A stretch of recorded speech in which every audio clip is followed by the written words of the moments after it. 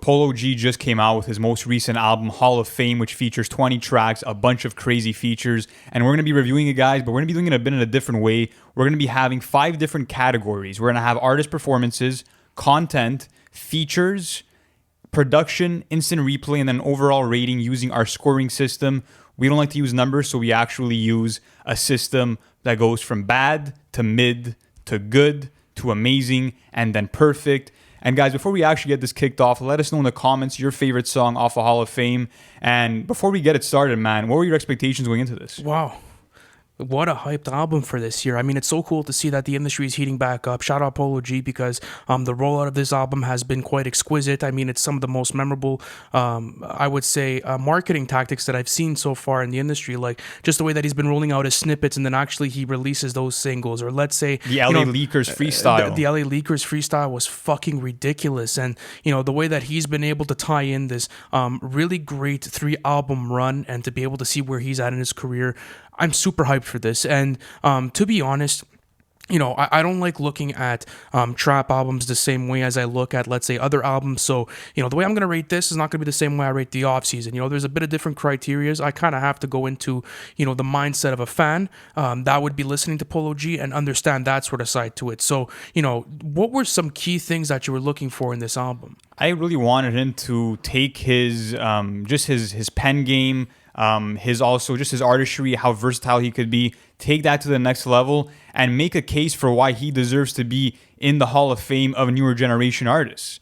And honestly, he's someone that after listening to this album, he has the potential to be that leader of this new generation. But to me, he just didn't quite pull it off. Yeah, it was it was a bit disappointing. I will put it that way. And listen, honestly, like, you could fuck with this album and like I more power to you because I do hope so. But it's just like, going through the track list, there was certain things that should have been better. Yeah. And when I go back to his past 2 albums that have gone platinum, by the way, before the age of 25, there's a blatant difference in quality. And I don't know, listen, maybe it's me trying to like, recapture that hype of going through old Polo G albums, but I have to say, besides the artist performance, because this is a really standout category for me, especially on this album, there's not a lot much else going on. And this is where I'm actually going to dive into the artist performance because Polo G did his thing on here. I mean, what you got was deep introspective writing. What you got was storytelling. He also had a very good mix of melodic tracks and was really trying out some different vocal ranges.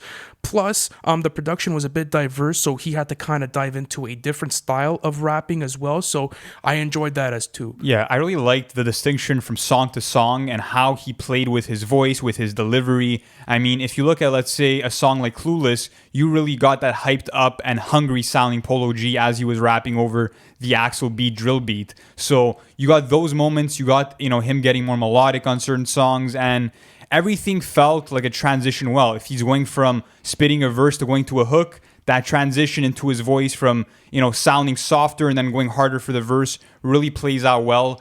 In terms of his actual pen game, he said it himself that like he wants to one day work with the likes of Kendrick Lamar and J. Cole, but he admitted that his lyricism has to get better. And that's one thing that I'm seeing is that with Polo G, you can always expect him to bring in conscious lyrics and talking about, his personal struggles and very introspective things, but he won't do it in the most complex way. He won't use the craziest vocabulary. And if he does that, he could truly be leading this generation. I think so. I think that's really the one thing that I was missing out of this performance was just, a bit more complexity. Because the thing is that if I look at, let's say, the sort of stuff that he was rapping about, on his previous 2 albums, I got a lot of that regurgitated back on this one. So I mean, like, and I wasn't talking about maybe, different stories and that sort of stuff because that always kind of changes. It's just like, bringing in a new sentiment through the content throughout the album was big for me here and like was something that I was looking for. And I didn't quite receive it. But I mean, as far as energy and the type of, deliveries and cadences that he's able to pull off, go to Go Part 1.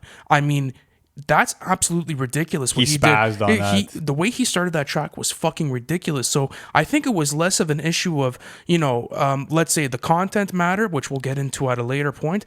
But, what really carried his performance, what I think was his flows and deliveries and the way he was able to transition into different parts of different songs. Yeah, 100%. And I also think that his breath control could be improved at sometimes. Like, sometimes he's rapping so quick into a verse that you kind of hear him gasping for that breath to really I like stay that, on though. point. I'm not going to lie. I like that sort of... It shows the passion. It shows the passion in his voice. For that, it's good. But I mean, I don't know. I think overall, when you're looking at the artist's performance, it was good. It was nothing crazy. He didn't do anything, I would say, too different. He showed us that he's versatile, that he could be melodic, that he could, rap at these quick paces and do everything that he's been known to do up to this point. But it didn't blow me away per se. Okay. I gotta agree with you on there. I mean, when it comes to the delivery, when it comes to the cadence, the energy, the type of transitions he's putting into his songwriting and his flows, I gotta give it to him. This guy's a fucking genius. When it also comes to getting personal, he's great. When it comes to delivering personal anecdotes, he's great. You also got, him being able to deliver storytelling tracks on this album. Yeah, so let's actually jump into the content, man. But that's why I think this is good, though. It's because now we could see how that part was good and now how the content was the part that was lacking within this album. So, going over the overall sentiment, let's start there. Where do you think that the content was lacking, especially going back to maybe the 2 previous albums that dropped? Not really comparing this to that, but just seeing like, okay, did he upgrade from his previous 2 albums? To me, I think the issue is that, like, let's say if you look at the first 5 songs, the content gets really stagnant in the sense that, like, yes, he's rapping about things that are deep and that are personal to his life and his experiences, but at the same time, it's over and over about him losing friends to the street and kind of the struggles that he had growing up, trying to make a name for himself, trying to get out of the hood, trying to provide for his family. And as good as that content is, it gets repetitive when you're rapping about, that same thematic basis for 5 songs straight and not delivering it necessarily in a new way besides your flow and your delivery. In terms of his choices of words and his vocabulary, it's the same. And I also had an issue in the sense that he kind of contradicts himself on this album. So if you look at a song like Epidemic, he talks about how he wants completely out of that street life. He wants to, he actually makes a promise to his son saying, I'll never, be gangbanging. I'll never be with that violence because I built up a platform where I don't need to do that anymore. Even if I have friends that are still in it, that's escaped me. But then on a song like GNF, okay, he's rapping about how he's still connected to the streets and that he has killers on speed dial. So to me, there was kind of a contradiction with what he was rapping about. And I'm like, what kind of message is he really trying to bring out here?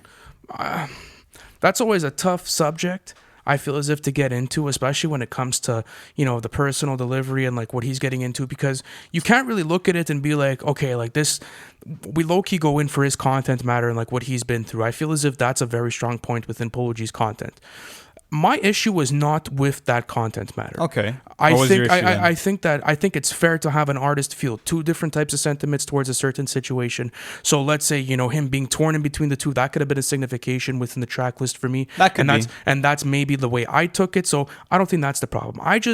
I think it could be delivered in a way more refreshing way, especially with his skill sets. It's like, this guy had proved to me that he could start getting into, storytelling with, let's say, Blood on the Canvas, Bloody Canvas, excuse which is me. probably the best song on the entire album. So like, and the whole content matter of, the whole, what happened with the shooting and the way that, he lost his best friend's life. And then after that, eventually ended up avenging it. And then, what was a bit clear though, I'm not sure if it was him that avenged the actual death of his friend. That's it. I didn't understand if it was in first or third person. I guess that flew over my head. But what I did like the thematic basis behind it, and I liked what he was able to package it in. So I think that was the issue more than anything, was just the way he packaged it. But when it came down to the heartfelt messages of this, that was still always there. I think the mid rating that we're gonna have to give the content is not actually on the quality of the content. It's just like, he really has to package it differently, or else these albums are going to start getting stagnant. And that's what I did feel after a certain while. But I do love Bloody Canvas, and I want to talk about it just because that song title is perfect, because he literally paints a picture of this story that he starts off by telling it in the third person about his own life, and then he talks about the friends that are mixed into kind of that hood life in Chicago. And he actually... I'll read you one of the bars, because he raps about how his friend was walking to the store, and then his ops had met him near there, and he ends up getting shot. And I'll read you one of the bars. His eyes roll back. His auntie, trying to tell him breathe, died before the paramedics came. She crying, baby, please. So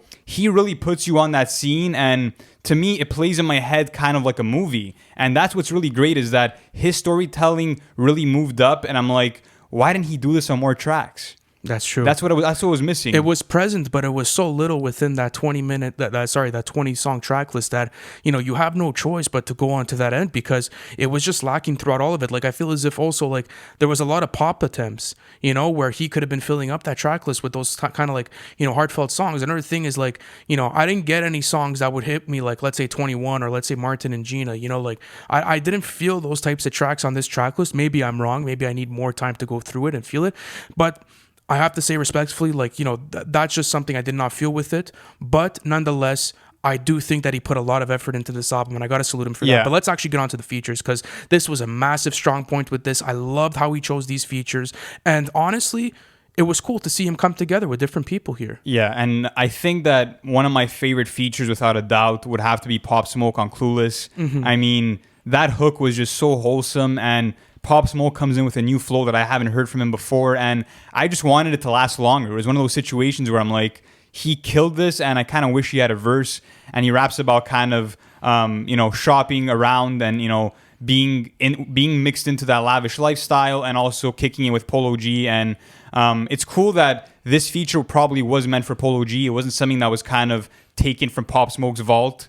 It was kind of meant for this song. I did like the aspect of that. Yeah, I got to go on to Gang Gang because I got to talk about Lil Wayne's feature there. I mean, it's probably one of my favorite features on this whole album just because of like the back and forth he has with Polo G and like, the way that sort of song was structured. So I will give it that. But another really like strong feature is Rod Wave on Heart of the Giant. Like if I had to compare this to like the Voice of the Heroes feature, this one was much better. Like this was a production that was suited for him. He delivered a really heartfelt verse. And I like how he's be able to extend on his vocal ranges and his melodies. Like, it's so fucking cool to see, that duality there. Also, shout out G Herbo on Go Part 1. That was a fucking crazy verse. Like, I love it when G Herbo gets into that bag and he's able to deliver it there. Shout out to Young Thug on Losses. I was scared that this was probably going to be a miss for me, but it ended up being a W. You got Melodic Thugger, and honestly, his vocals went really good. It was a miss for me. Oh, I didn't like Thugger on Losses. Jeez, you stopped me in my tracks, man. You got to explain to me why now. I just really didn't. I really didn't fuck with it, man. I feel like he didn't add anything to the track. It felt like a lazy Thug verse, and I don't know what's happening with Thug and the features, man. Lately, it hasn't been it. I want to move on to the Baby, who is on the song. Which song is he on? I think it's Party Life, right? Yeah. Yeah, and he's rapping really kind of hardcore on this pop type beat, and it just seemed totally out of place, man. Honestly, I didn't really have a problem with his delivery. For me, it was the off flow, the off beat flow. That was the only thing that threw me off, because honestly, like the way he started off his verse was standard the Baby. Like he didn't really get anything different there. But for me, it was just a little like he could have gotten away with this verse, and it could have probably been like, okay, it was meant on the playlist because it is a pop hit, and like that's what like the Baby's really getting into now, in my eyes at least. So yes, it could have worked there. For me, it was just like that flow switch in the middle kind of had me off guard. And even the weird ad libs after his verse was done, it just gave me like some creepy energy, man. Like I really, it did not strike me the right way, and he was not. It seemed like he was rapping over a different beat, and Polo G just placed him on that song for whatever reason. How did you feel about the Nicki Minaj feature on For the Love of New York? It was cool. I mean, it was kind of more of a relationship track, and I love it when Nicki gets into that bag, though. It's obviously not an Up All Night sort of verse or like a monster. It was still a pretty feature. good. It was still a good verse. It was a pretty good verse, though. I just wanted her to come more like hard with the bars and that sort of stuff. I think that was a product of the Cash Money AP beat, though. That was probably it was a bit of a softer production, so I guess she had no choice to match it there. But yeah, that was another standout track. So, going through all the features, this is probably a good feature list. I have to say, this did add to the track list. I liked it.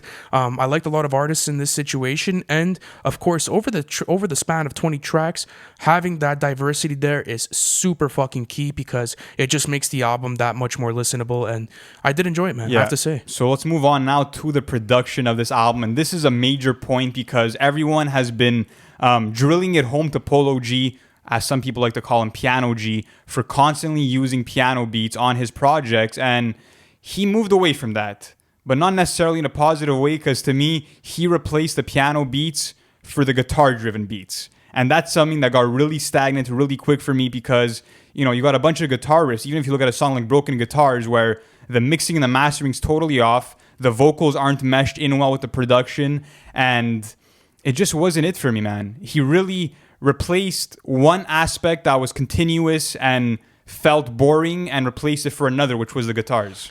Well, The guitars were overused. I do have to say. There was a few productions that I was impressed with. The Cash Money AP beat was really nice. That was really fire. nice. That was a great summer vibe. That's something that I'm probably gonna end up playing at the pool or whatever it is, and like chilling out at a barbecue, that sort of vibe. But yes, I do agree with you that the content, like the content within the album, stayed the same, as well as the production. That's another problem with the album, is that the production, the way it sounded changed. Excuse me, the way it sounded changed. But when you got an album full of, like, let's say, guitar riffs and shit, Yeah. you know, how much does it really change, especially over the course of 20 tracks, man? If you look at the actual list of producers in terms of high profile guys, all you really had was Wheezy, Cash Money AP, and Axel Beats. So do you feel like maybe he should have gone with more, I would say, more popular producers to really bring in I don't think a different it's ever, sound? I No? don't think it's ever a question of popular producers. I think it's just more of a question of, like, you know, maybe Polo G needs really needs a producer to shape his sound. Maybe that's what he's missing, is like maybe him linking up with one producer and then making a coherent album together will not only keep the consistency within the track list, but also bring a different type of production. Like, There was Wizard MCE, I think, who was the most credited producer on the whole like, project. but like, let's say, I would love to see Polo G on Hit Boy Productions. I would love That'd to be see fire, that. yeah. I would love to see that. You know what I'm trying to say? Like, he needs to. He's like, the but- master of drum patterns, and of course, Absolutely. what you got on this album was a bunch of basic trap drums, and it just, But that's what I'm trying to say is like, if Polo G was to diversify his production, bro, his content and his, like, it would just go to a whole different level, because he is such a talented artist. Like, I feel as if Polo G, like, low-key shouldn't even be in trap music. You know what I'm trying to say? Like, he should really try to expand his horizons and try to get into different types of productions, because he's a talented fucking dude. The problem is I feel as if, like, always the disservice with his music is, like, the production's just boring. It doesn't feel grand. It doesn't feel as if, like, it's you know, like, repetitive, man. It's super repetitive. but I'm telling you, like, the way that this guy is able to control a song, build out songs, his flows, his deliveries, and his energies that he brings onto that same song, you give this guy a crazy producer, and I promise you, he will be at his top potential with his music. Yeah. It's just that simple. I totally agree, but I mean, in terms of just the repetition of them, we have to give it a mid rating as well here. And look, at least he tried to move away from the whole piano beats. You did get a couple still, but he changed it up, just not in the right way, I would say. That's true. I also liked him on that Joe beat. I do have to say, Yeah. like, it's not very often you hear, you know, Polo G on a Joe beat, and that's what we got. So, listen, I guess we get down to the instant replay value, man. And there's only one question I got to ask you. How is this sticking through your rotation? It's not going to stick too much. I mean, I kind of expected that going in, knowing that there was 20 songs. And look, in terms of the singles that were released, maybe Gang Gang would stay in my rotation.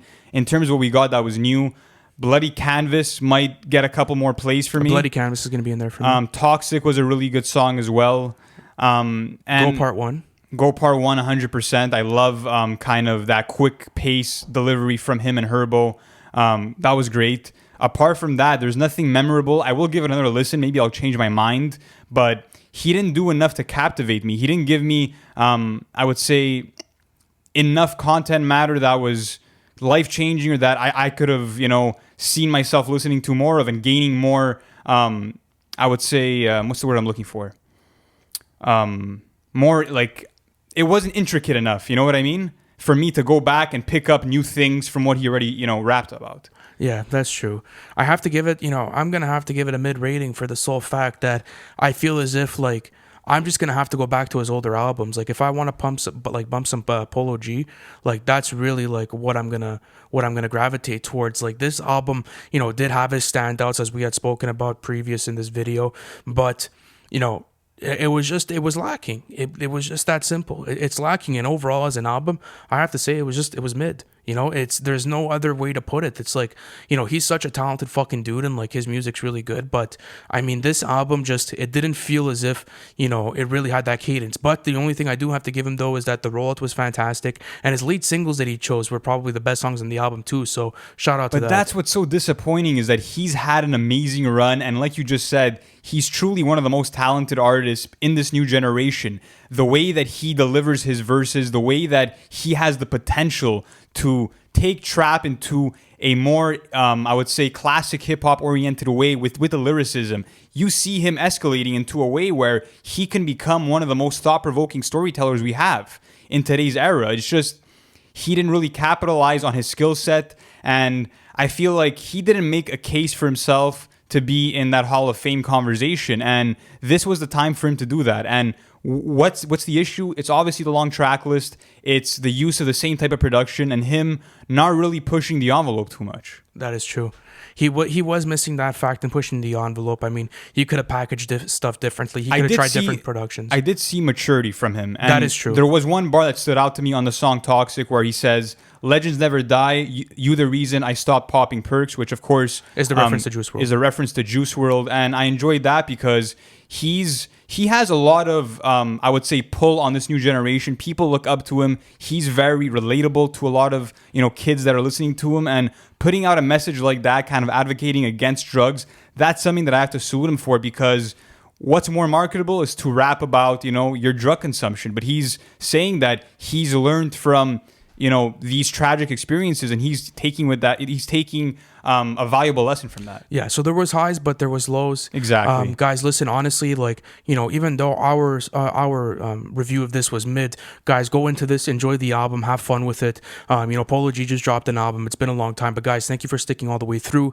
Listen, guys, by the time you're probably done this video, you will have access to our Migos Culture 3 review. You guys could go watch that. It's going to be absolutely crazy, guys, and thank you so much for coming in. Thank you guys for watching the whole video. Hit that subscribe button to join the family. We're doing weekly reviews. We're giving you guys all the updates in the industry. Plus, we have our series called What to Expect, where we actually take you through the album before it drops. Plus, if you guys want to chat with us, you guys could join our Discord server. The link is in the bio. You guys could talk hip hop with us there. Thank you guys for watching again. And guys, I'll see you on the next one.